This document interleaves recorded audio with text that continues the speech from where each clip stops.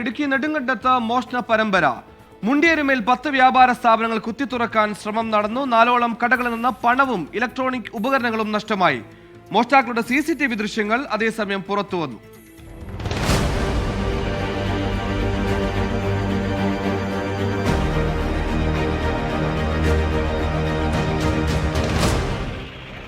നെടുങ്കണ്ടം മുണ്ടിയരുമയിൽ ഇന്ന് 3 മണിയോടെയായിരുന്നു മോഷണം. ആദ്യം ടൗണിലെ ചില CCTV മോഷ്ടാക്കൾ തകർത്തു. പിന്നാലെയാണ് കടകളിൽ കയറി മോഷണം നടത്തിയത്. എന്നാൽ ഒരു CCTVയിൽ കള്ളന്മാരുടെ മുഖം പതിഞ്ഞു. 6ഓളം പേരടങ്ങിയ സംഘമാണ് മോഷണത്തിന് പിന്നിൽ.